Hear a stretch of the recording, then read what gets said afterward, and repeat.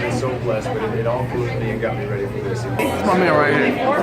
That's what's up. That's the man for that. That's the man for that. We keeping light skin alive, brother. We keeping light skin my alive. man. You, me, and Barack, we doing it. Word up. I am what I am today, cause I did it my way, nothing y'all can say. What's up, everybody? It's your boy Gigo. My man Dave. We are going to the New York Television Festival, or the New York Television Film Festival. I don't know. So we're on the train. We're on the train right now. We're on the way to Manhattan. We go to 33rd Street, West 33rd Street. I'm excited.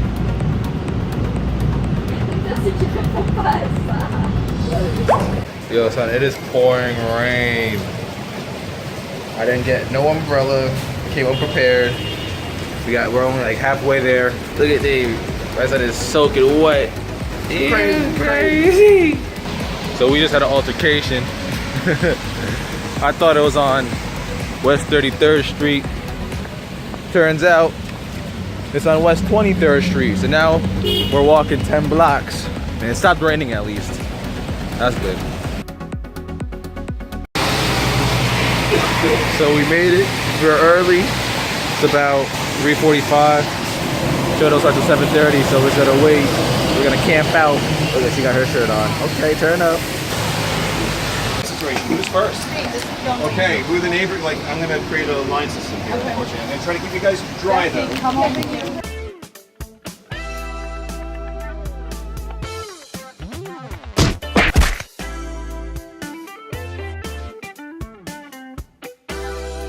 Wavy. We're in the building. I'm gonna cry. Alright, forget this is my bucket list. Meeting him is my bucket list. Well, get ready to check it out because he's coming. I don't think he'll do a meet. I don't know because he's like on a train schedule. He's taking Colbert before he gets here. Okay. So That was done earlier. yeah, I don't think he'll be here before the house opens. Okay. And I would recommend that you guys go in and get seats in the house. We'll keep you posted. And thank you for being here. And it's gonna be so fun. Look along the line, guys. You here though? You're right up front. That's my agent right there.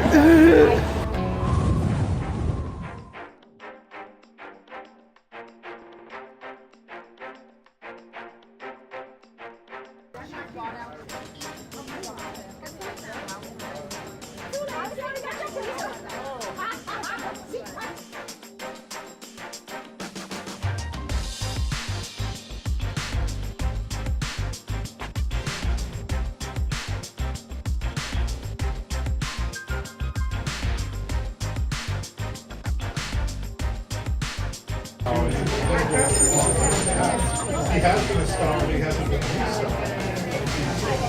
Now he has the chance to do it. In the mix, people. I'm in the mix.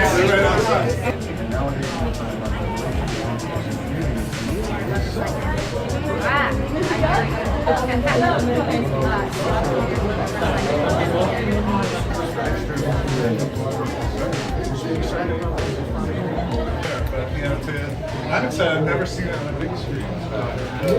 So many people showing up. A few who may be Shemar Moore fans. I'm really excited. I've never watched a show in front of an audience.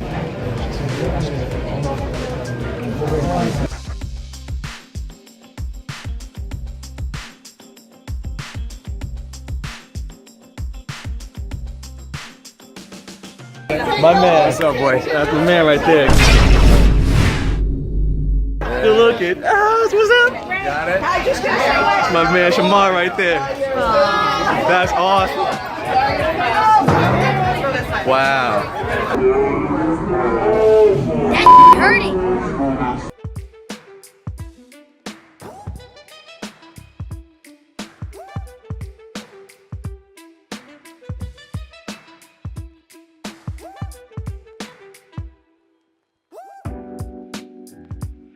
And the legend. The legend right there. The legend right there. The legend, yes!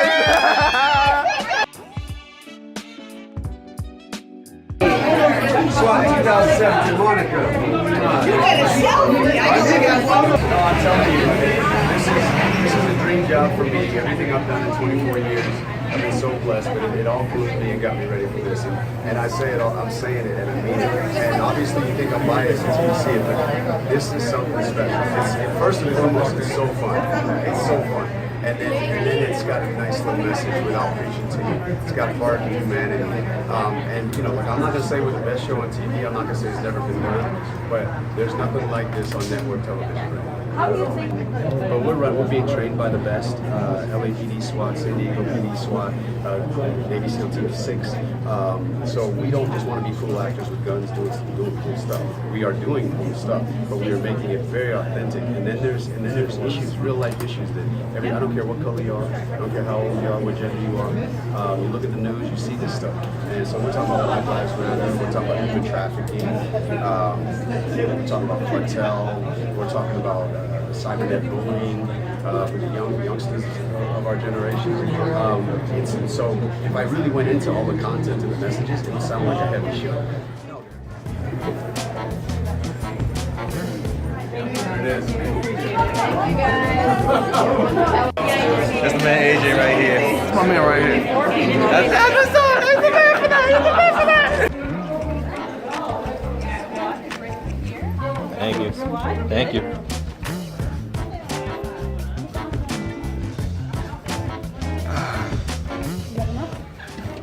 We are in the theater. Official.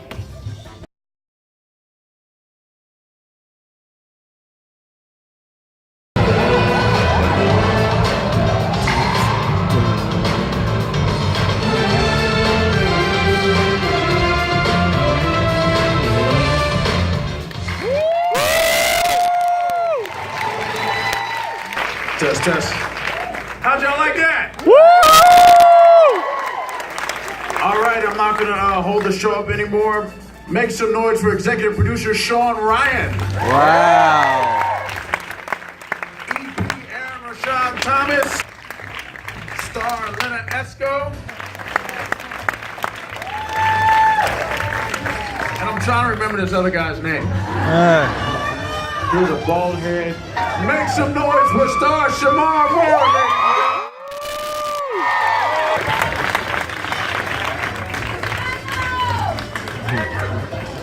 Wow.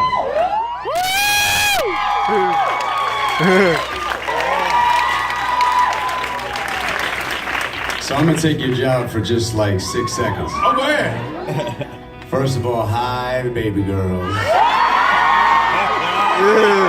So I said 6 seconds, I'm gonna stretch it to 12. Because everybody up here knows I can run my mouth. And so do you, because you watch me on Instagram. For those of you watching me on Instagram, I wanna say, I've been in the game 24 years. I've done a lot of beautiful things. I've been blessed to do a lot of things. And a lot of you have asked me, you know, Derek Morgan, why'd you leave Criminal Minds? Why'd you leave Criminal Minds? I am not saying anything bad about Criminal Minds. Without Derek Morgan, there is no Hondo. But do you understand why I call this my dream job? Yes. Well, first of all, again, thanks for everybody staying behind and hope you enjoyed it. We worked really hard on it. Thank you. Thank you. All right, we'll take it.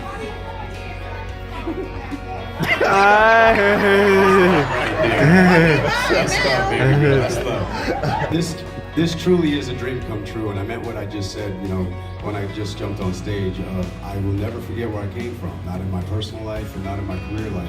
And you guys matter so much because you have supported me the whole way. Some of you from the beginning and some of you jumped on that train along the way.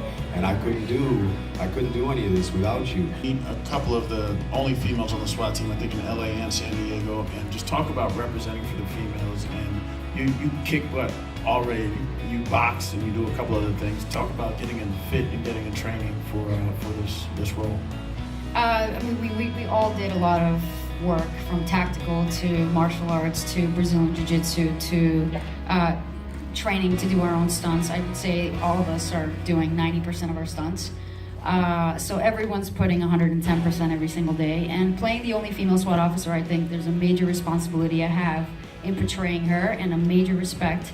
And I always think about the girls that are watching this, the women that are watching this, the men that are watching us, seeing us in this new light, this powerful new light of women kicking butt. And so every day that I come to set, I'm thinking about that. Am I inspiring? Am I coming across the way, you know, the only female SWAT officer in LA comes across every time she walks in a room with all these men? And so I had the opportunity to speak to the only female SWAT officer in San Diego and the only female SWAT officer in LA. And I could just, honestly, I'm trying to make sure that I can portray them as much as I can. I'm half black and half white as well. We keeping light skin alive, brother. We keeping light skin my alive. man. You, me, and Barack, we doing it. Word up. You know, I have black friends and I have white friends as well. I don't know if you've ever been made fun of for acting too white or acting too black. How did you just ignore all that or just keep it tunnel vision and keep moving towards success? Well, you can't ignore it. It's in your face. I mean, look, I'm 47 years old, and I've been half black and half white for 47 years. And to know, but my point of that is, to this day, it's this taboo thing that we just can't seem to talk about. Barack Obama, I'm not talking politics. Barack Obama's half black and half white. How much did we hear the news or people talk about that? Right. You know what I mean? And it's just, yeah, I grew up, look, I've had every nickname in the world, all right? All my lady friends out here, my baby girls out here, I'm their brown sugar, their chocolate thumb, I'm their baby boy and all that, all right? But when I grew up, I was Oreo cookie, I was cafe latte, and in fourth grade, I was Mar. Oh. All right? Now I've been Schlemiel, Schlemazel, Shemizi, Shamboogie, I've been Shamrock, and now my team is calling me, because all these billboards and buses, they're calling me King Kong, jumping from billboard to billboard. But no, to answer your question, like I said earlier about my mother, my father's black, and he's very black. I mean, very, very black. He's black as this, almost as black as this stage. Right. He's very black, and he was very angry about that because of how he was treated. And my mother being a white woman from Boston, it's, I'm not, I can say this out loud, back in those days, before I was born and as I was born, my mother comes from a very racist environment, including my loved ones, my family, who evolved, who got to know me, and then through dealing with me and getting to know me as their nephew or what have you, they're like, oh, maybe we need to look at black or the N-word a little differently. But my mother just was very strong about understand where you came from both sides, understand your history. Because did I walk the walk? No, honestly, my mother put me in private school so I get a proper education because she knew being black and being mixed, it was going to be hard enough for me to have success. And we had no idea Hollywood was going to happen. She just wanted me to have a quality life. But she said, you got to get that piece of paper. So it was important for her to put me in private. That was her choice. And she was a teacher as well. She was a math teacher. She put me in private schools, but when I went to these private schools, they were predominantly white. So I'm not gonna lie, like I found my blackness later in life. And because me in junior high school and high school, I was like, what's up, dude? You going to the Keggeran? Yo, Allison, she's bitching. Like, oh my, fucking right on, dude. Yeah, right. It's cool. I mean, I just kind of talk like this because that's how everybody talked at school. Yeah, man, it's awesome. It's so awesome. Come on. To Soul Train. And to like, what up, dog? Yeah. Ain't no thing but a chicken went to Soul Train. You're right. You ain't got to get off this train, but you got to get up out of here. But we'll be right back this time, next week, same time, same station. All right. Ooh, baby girl is banging, girl. If she got some junk, you be like, ooh, that girl can sit down. If she got a nice rack, you say, baby girl can breathe. Like, And so then I started doing, and as funny as that is, I started doing too much of that. I was like, okay, I gotta prove I'm black. Right. You know what I mean? And then what I did, as life went on, I just found my voice in my lane and just accepted that I'm a little bit of both. And I have the experience of both. And I just started talking from that voice, but it just came from living life and experience and not being afraid to ask questions and socialize and intermingle with different kinds of people, different ethnicities. And I started to be a sponge and take that all in. So, am I Tupac? Am I Biggie? No, that's who they are. So I'm walking in my lane. And I found my voice. And then as I got older, I just became comfortable in my own skin. I said, you can see or think what you want about me, but I know who I am, and this is the walk that I'm going to walk. Amen. Thank you, brother. That was awesome. My question is for Sean. Sean? Write out my tattoo. Your tattoo. Oh, you the one you got? No, I want to get it. Or you just want me to write baby girl? Because I'm going to see it again on Thursday, so I want to get it done tomorrow. All right, so this is the only thing. Okay, so you want me to write it in print or? I'm so shaky. Thank you so much. Yo, it was a hell of a night tonight. I had a blast. New York Film Festival. Official. I got to meet celebrities. I felt like I was in the mix. I felt like paparazzi. Oh man. There we go. Like, comment, and subscribe. This is G-Lo's vlog. Tune in next time. Peace. Don't forget to subscribe right here.